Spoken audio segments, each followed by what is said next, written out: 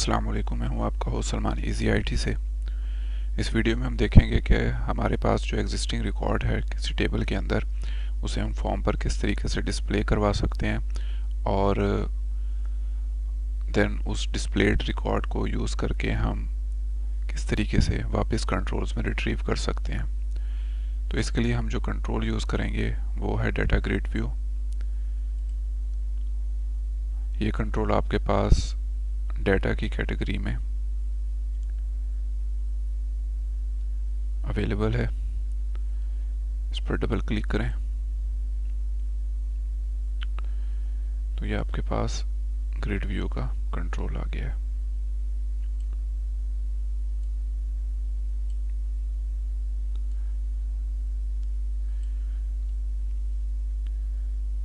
Practically ये बिल्कुल आपके टेबल की तरह वर्क करता है। जिस तरह आपके टेबल के कॉलम्स होते हैं और रोज़ होती हैं, वैसे ही सेम इसमें भी कॉलम्स एंड रोज़ होती हैं।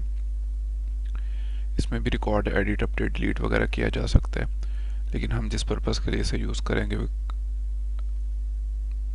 एक मिनिमम स्कोप का है कि जस्ट इसने जो एग्जिस्टिंग रिकॉर्ड है उसे लोड करना है या उसे डिस्प्ले करना है, और देन हम उसमें से किसी रिकॉर्ड को सिलेक्ट करें तो उस रिकॉर्ड की इंफॉर्मेशन हमारे पास वापस कंट्रोल्स में आ जाए।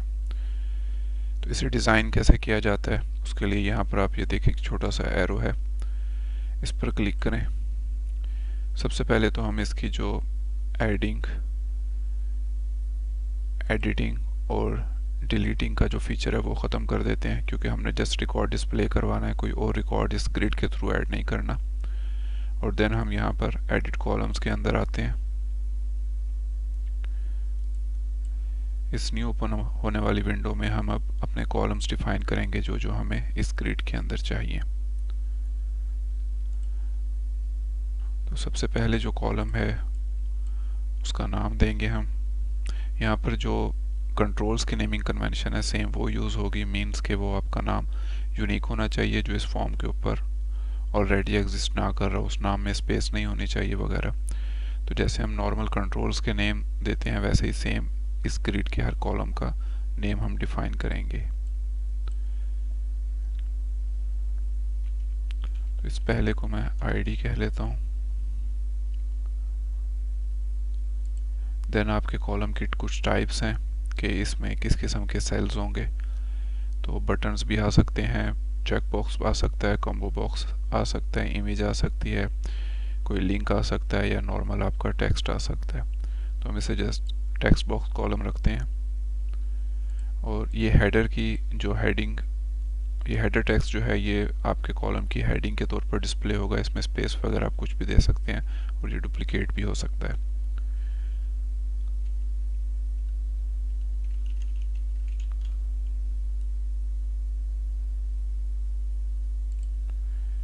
अब इसे अगर हम नेमिंग कन्वेंशन में लेकर आना चाहें तो हम इसे फिर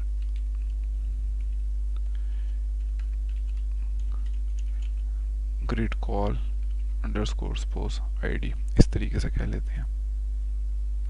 ये कॉलम विजिबल होगा, रीड ओनली की हमें ज़रूरत नहीं है, फ्रोज़न की भी ज़रूरत नहीं है। ये कोई हमारे पास बड़ी ग्रिड हो तो उसमें हम किसी कॉलम को जिस तरह एक्सेल वगैरह के अंदर फ्रीज करते हैं वैसे हम यहाँ पर भी इसे फ्रीज कर सकते हैं।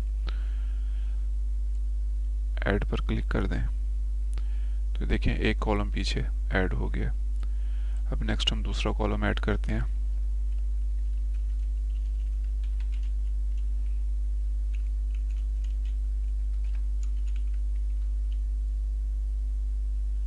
या सिंपल इसे हम नेम कर लें। ये भी टेक्स्ट बॉक्स टाइप का होगा और इसके हेडर में हम देंगे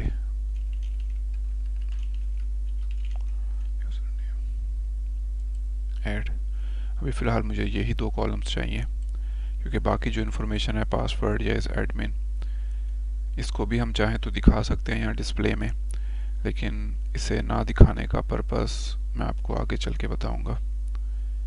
इसको हम यहाँ से क्लोज कर देते हैं और देन हम इसमें एक काम और करेंगे कि हम यहाँ पर एक प्रॉपर्टी है इसकी डाटा प्रॉपर्टी नेम, यानी ये जो हम डिज़ाइन कर रहे हैं टेबल या ग्रिड, इसे बाद में हम डाटा प्रोवाइड करेंगे, वो भी एक वर्चुअल टेबल की सूरत में होगा जिसे हम डाटा टेबल कहते हैं, जो सी शार्प के अंदर अभी हम उसे क्रिएट करेंगे। तो वो जो डाटा टेबल होगा उसमें जो कॉलम का नेम है वो, और यहाँ पर जो डाटा प्रॉपर्टी नेम है वो अगर हम सेम कर दें, तो जब हम डाटा इस ग्रिड को प्रोवाइड करेंगे तो ये उस रेलिवेंट फील्ड के नेम को मैच करके जो भी उसके अंदर वैल्यूज़ होंगी या रोज़ होंगी वो अपने रेलिवेंट कॉलम में डिस्प्ले करने लगेगा। तो जो हमारा डीटी या डाटा टेबल जो होगा वो सेम वही वैल्यूज़ लेकर आ रहा होगा जो हमारे पास कॉलम्स हैं। चाहे तो उसका नाम हम चेंज कर सकते हैं, लेकिन अभी फ़िलहाल हम ये सपोज करते हैं कि जो ये सेम कॉलम्स के हमारे यहाँ फील्ड्स के नेम है टेबल के, वही हमारे पास जब हम उसको डाटा प्रोवाइड करेंगे उसमें अवेलेबल होंगे। तो यहाँ यूज़र आईडी है और यूज़र नेम, यही दो हम सेम यहाँ पर दे देते हैं।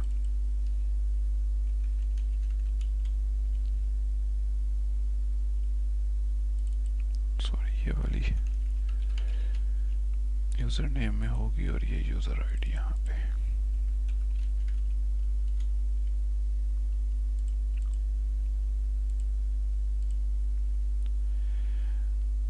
देन इसकी विड्थ वगैरह भी हम यहाँ से सेट कर सकते हैं।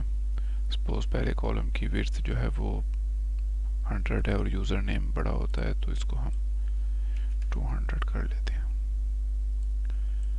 ओके करें तो ये भी यहाँ पर आपके दो कॉलम्स डिस्प्ले हो रहे हैं।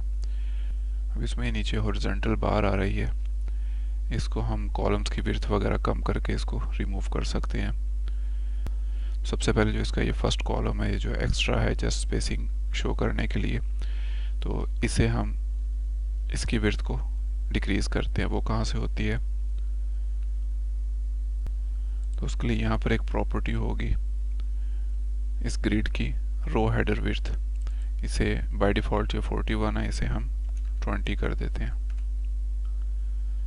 तो अब हमारी तकरीबन स्पेसिंग कवर हो गई और नीचे से हॉरिजॉन्टल जो बार थी वो भी रिमूव हो गई है। इसे सेव कर लें। ग्रिड का नाम हम प्रॉपर एक दे लेते हैं,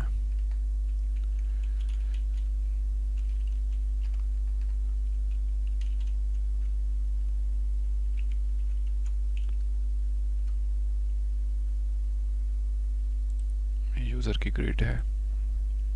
अब इसमें डाटा हमने डिस्प्ले कब करवाना है, तो आइडियली जब हमारे पास ये फॉर्म लोड हो जिस टाइम, उस टाइम हमें इस ग्रिड में डाटा शो करवाना है। तो वो हम कैसे करेंगे, अब ये फॉर्म लोड की हमने बात की तो इट मीन्स कि हमें इस फॉर्म के लोड इवेंट पे काम करना होगा। तो वो अगर पहले से जनरेटेड नहीं है इवेंट तो आप फॉर्म में किसी खाली स्पेस पर डबल क्लिक करेंगे तो वो इवेंट जनरेट हो जाएगा। अब यहाँ पर हम जो हमारा एग्जिस्टिंग कोड था उसी में से कुछ कोड कॉपी करके यूज़ करते हैं। बिलफर्ज हमने यहाँ पर क्यूरी डिफाइन की थी इंसर्ट के लिए अपने लास्ट वीडियो में, तो हम वैसे ही एक वेरिएबल बना लेते हैं। ये चलें कॉपी कर लें।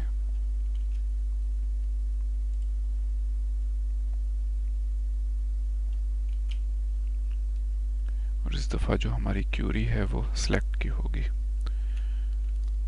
वो क्या क्यूरी होनी चाहिए, वो हम पहले सीक्वल के अंदर क्रिएट कर लेते हैं। select static from users।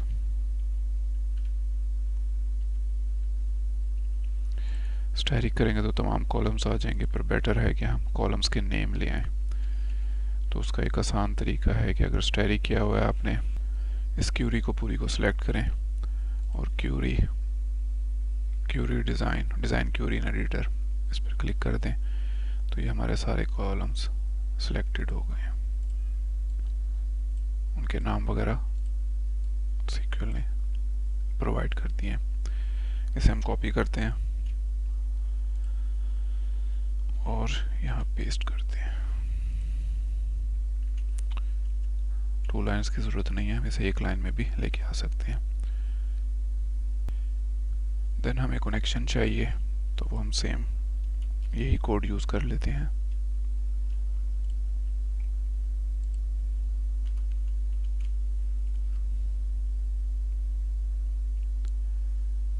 SQL की कमांड यूज़ करते हैं।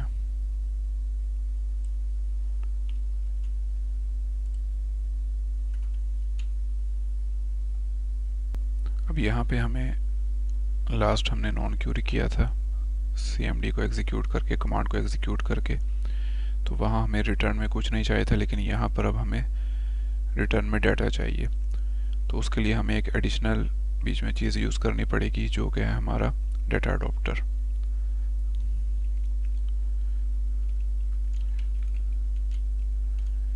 उसके लिए SQL डाटा अडॉप्टर, इसका हम एक न्यू ऑब्जेक्ट क्रिएट कर लेते हैं।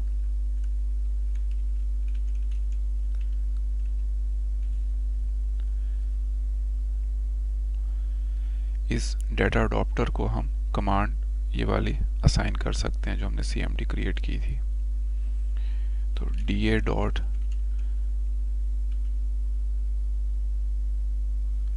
select command is equal to CMD। Then जो हमें बेसिकली रिकॉर्ड रिट्रीव करना है, उसे कंटेन करने के लिए हमें एक डाटा सेट बनाना पड़ेगा। डाटा सेट क्या होता है? बेसिकली मल्टीपल टेबल्स का कॉम्बिनेशन होता है। तो वो हम कैसे यहाँ पर डिफाइन कर सकते हैं? हम एक डाटा सेट का ऑब्जेक्ट बनाते हैं DS के नाम से,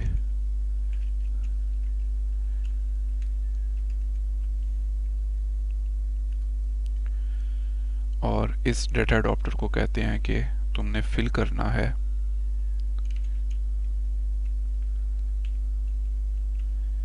DS को, यानी ये जो डाटा सेट है इसे फिल करना। ये जस्ट लाइक एक टेम्परेरी DB समझ लें, जिसके अंदर डिफरेंट टेबल्स आ सकते हैं। तुमने इस डाटा अडॉप्टर को कहा कि तुमने इसे फिल करना है, लेकिन इस स्टेप से पहले, फिलिंग से पहले, हमें अपने कनेक्शन को ओपन करना पड़ेगा ताकि DB पर फंक्शनैलिटी परफॉर्म हो सके। और जब ये फिल कर ले, देन हम अपने कनेक्शन को क्लोज कर देंगे।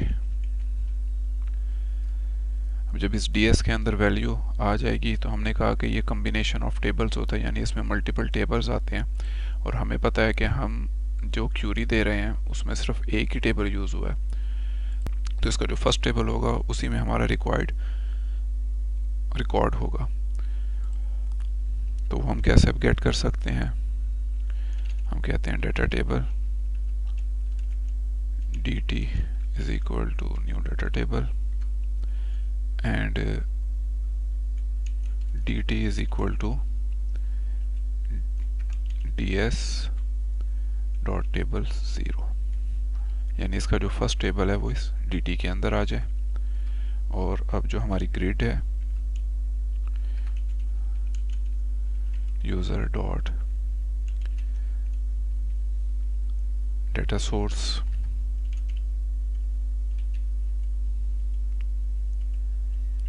इसको हम डाटा सोर्स के तौर पर अपना DT दे देंगे, और देन इसे सेव करके चेक कर लेंगे कि इस सारे स्टेप में क्या होता है। चाहे तो डीबगर करके स्टॉप करके चेक कर लें, पर अभी हम इसे फर्स्ट रन के अंदर डायरेक्ट एग्जीक्यूट करते हैं।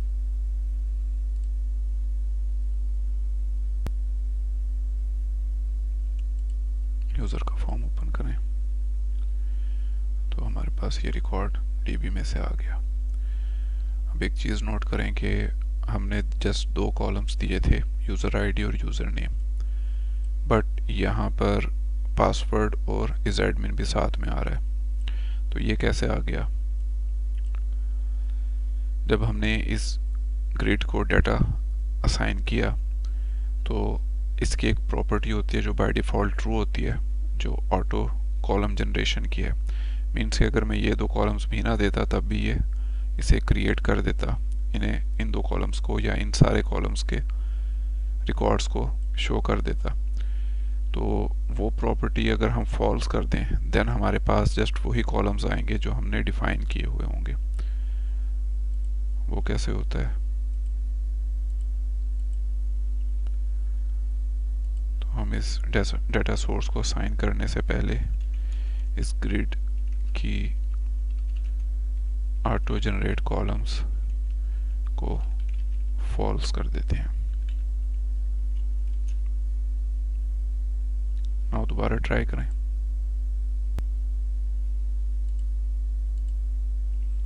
तो अब हमारे पास जस्ट वही कॉलम्स आए हैं जो हमने इस ग्रिड के डिफाइन किए थे। अब नेक्स्ट अगर आप देखें तो हम यहाँ क्लिक करते हैं तो हमारी फुल रो सिलेक्ट हो रही है, लेकिन हम बीच में सेल्स भी सिलेक्ट कर पा रहे हैं। तो हम चाहते हैं कि हम जब भी इधर सिलेक्ट करें तो हमारी फुल रो ही सिलेक्ट हो। तो वो कैसे होगा, वो भी हमारी ग्रिड की एक प्रॉपर्टी है जहाँ से हम ये सेट कर सकते हैं।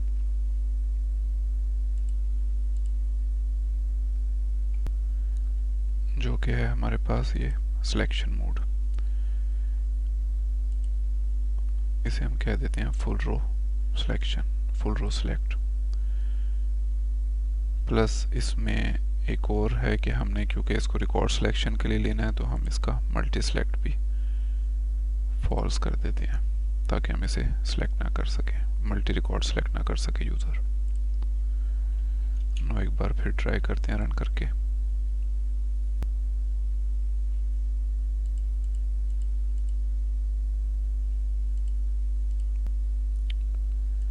तो हमारे पास ये फुल रो सिलेक्शन भी अप्लाइड है और प्लस इसमें ये सॉर्टिंग भी काम कर रही है।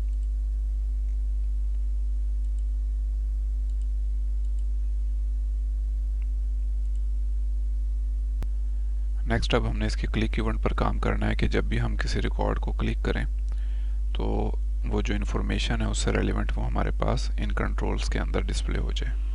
वो कैसे करेंगे, तो उसके लिए हम ग्रिड क्लिक का इवेंट यूज़ करेंगे। यहाँ पर आपके पास सिंपल क्लिक का इवेंट होगा, उसमें आ जाएं।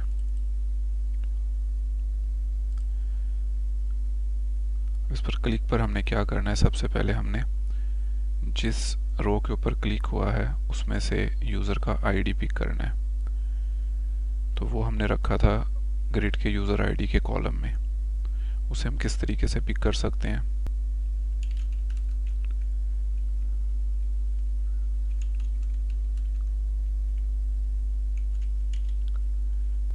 यूज़र ग्रिड जो हमारी ग्रिड है उसकी हम रोज़ को एक्सेस करेंगे। सबसे पहले डॉट रोज़ लिख के देन हम ग्रिड की जो करंट सिलेक्टेड रो है जहां यूज़र ने क्लिक किया था उसे लेकर आएंगे। वो सिंपली कैसे आएगी कि हम इस ग्रिड की हम यहाँ पर लिखेंगे ग्रिड जो हमारी यही सेम ग्रिड है, इसका नाम डॉट करंट रो डॉट इंडेक्स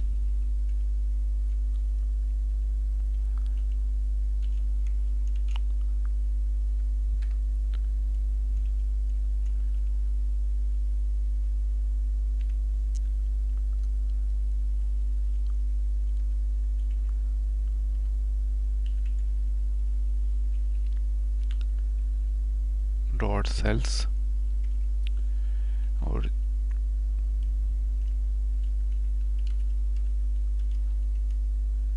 डॉट वैल्यू। यहाँ पर इंडेक्स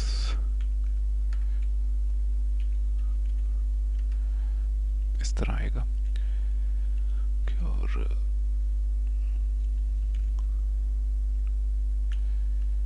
एक ब्रैकेट आई थिंक रिमूव हुई है तो हम इसे यहाँ दे लेते हैं। अब हमें पता है कि सेल 0 जो है वो हमारा यूज़र आईडी है, लेकिन फिर भी अगर हम मोर केयरफुली यहाँ पर उसका नाम दें तो बेहतर है। तो वो हमने नाम जो इस कॉलम का दिया था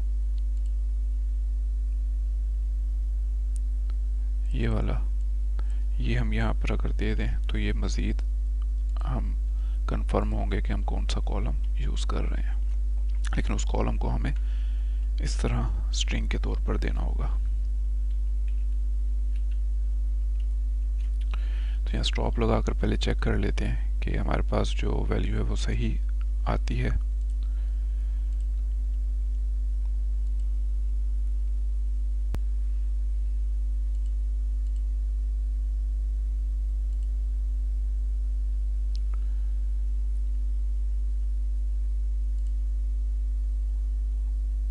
तो हमारे पास करेक्ट वैल्यू पिक हुई है। इट मीन्स कि ये कोड प्रॉपरली वर्क कर रहा है।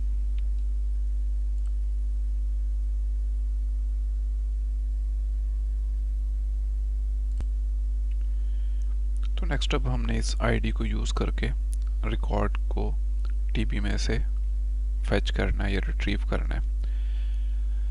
अब यहाँ पर अगर हम चाहते तो सेम सारा रिकॉर्ड, यानी जिस तरह ये कॉलम आईडी हमने रखा है, यूज़र नेम को भी हम पिक कर लेते और उसको टेक्स्ट बॉक्स में उसकी वैल्यू शो करवा देते, पासवर्ड और बाकियों को भी दिखा लेते। लेकिन उसमें और रिकॉर्ड को इस स्टेप पर अगेन डीबी में से जाके पिक करने में फ़र्क ये है कि जिस टाइम आपका ये फॉर्म लोड होगा, सपोज यूज़र ने ये फॉर्म लोड किया और एक दूसरे यूज़र ने भी ये फॉर्म ओपन किया और उसने उस फॉर्म में कुछ चेंजेस कर दी।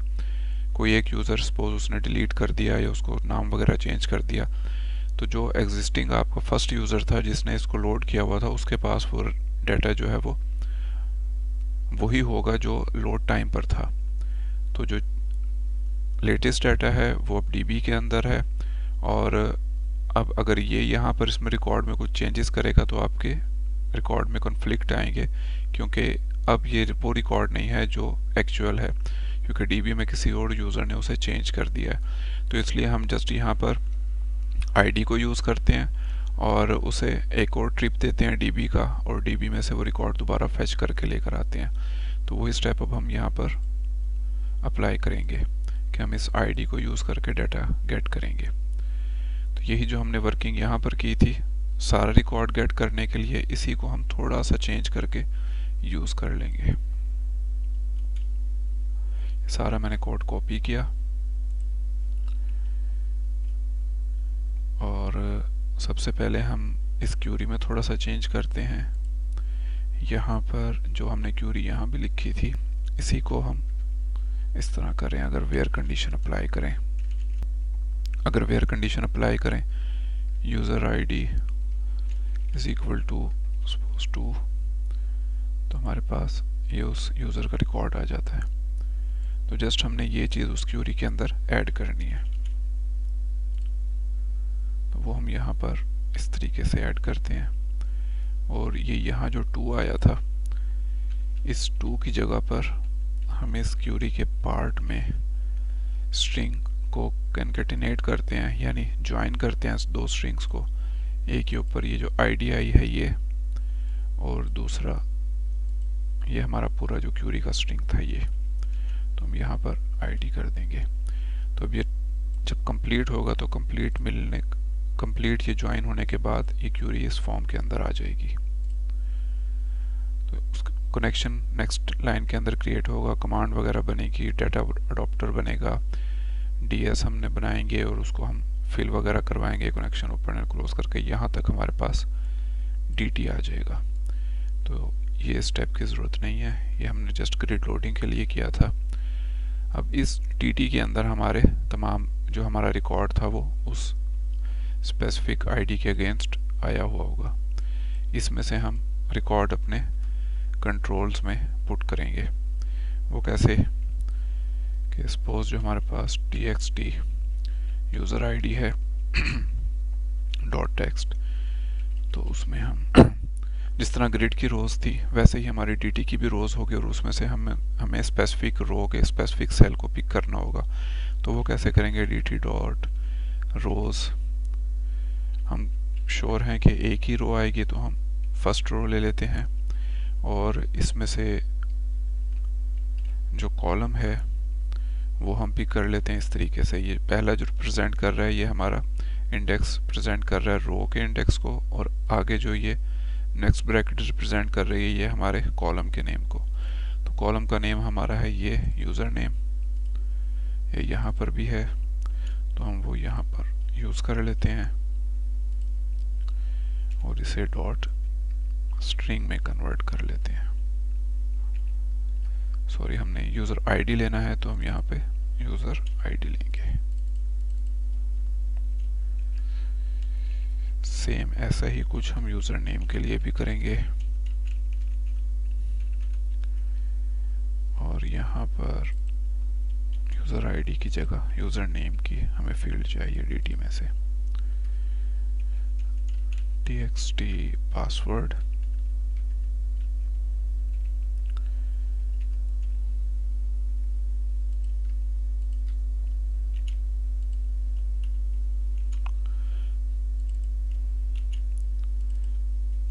पासवर्ड भी हमने पिक कर लिया, और फाइनली हमारा इज एडमिन। अब इस एडमिन के अंदर जो होगा वो 1 या 2 आया हुआ होगा, और हमें यहाँ पर ट्रू और फॉल्स के अंदर उसे करना है कन्वर्ट। तो हम इसे क्लियरली यही 1 और 2 से भी चेक करवा सकते हैं इफ कंडीशन लगा के। इफ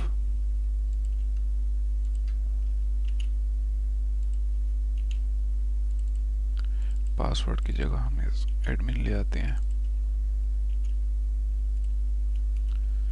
इज इक्वल टू 1 है, तो क्या करें, जो हमारा चेक बॉक्स है उसे चेक ट्रू कर दे, एल्स की सूरत में चेक बॉक्स को फॉल्स कर दे। हम इसे रन करके चेक करते हैं।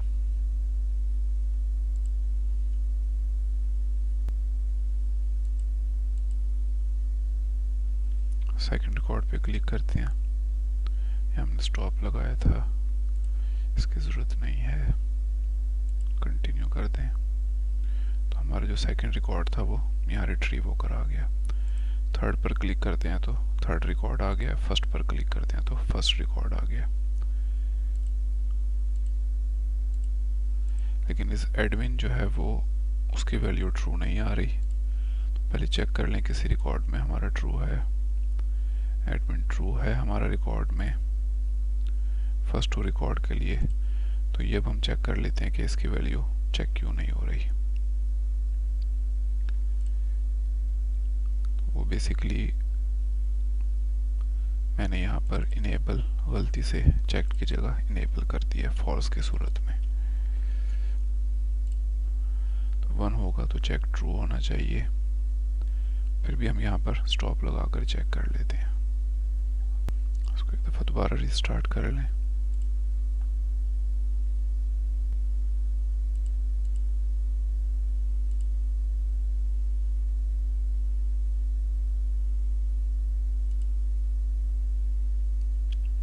अब अगर हमने इसकी वैल्यू चेक करनी है यहाँ पर, तो उसका एक आसान तरीका है कि हम यहाँ पर इसे वॉच कर सकते हैं। राइट क्लिक करके क्विक वॉच के ऊपर आए, तो इसमें जो वैल्यू आ रही है वो हमें ये दिखा रहा है। तो डीबी में से अब C# से कन्वर्ट करके ला रहा है ट्रू की फॉर्म में, ना कि 1 में।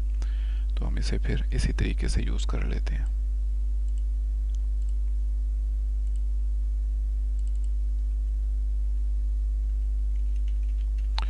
और अगर ट्रू है तो हम इसे बूलियन के अंदर भी वैसे कन्वर्ट करके चेक कर सकते हैं। उसका क्या तरीका है, एक तो तरीका ये है कि हम इसे यहाँ पर ऐसे ट्रू करके वेरीफाई करवा सकते हैं इसमें जो वैल्यू है, कि अगर इसमें आने वाली वैल्यू ट्रू है यानी ये स्ट्रिंग है, तो ये वाला कोड एग्जीक्यूट कर दे, वरना ये करे।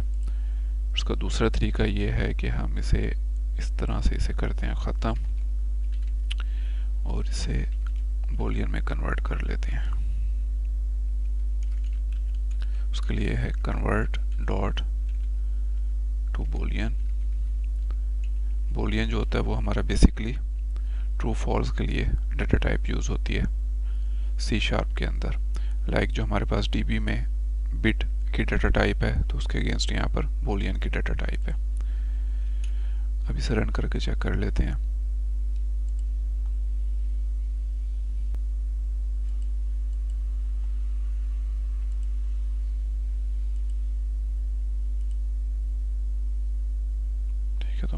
चेक बॉक्स भी वैल्यू प्रॉपर शो कर रहा है।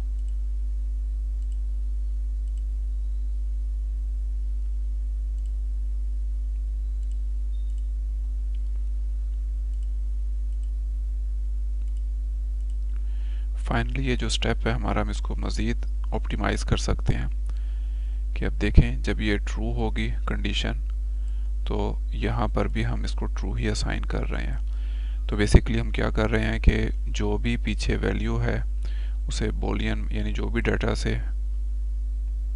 से वैल्यू आई है हमने उसे बोलियन में कन्वर्ट किया। अगर वो ट्रू है तो चेक बॉक्स को ट्रू कर दे, अगर फॉल्स है तो फॉल्स कर दे। तो हम इसको सिंपली इस तरीके से भी कर सकते हैं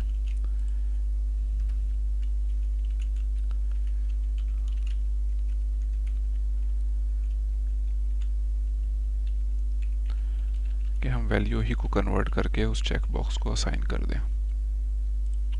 तो उस सूरत में भी ये सेम वैसे ही काम करेगा। रन करके चेक कर लें।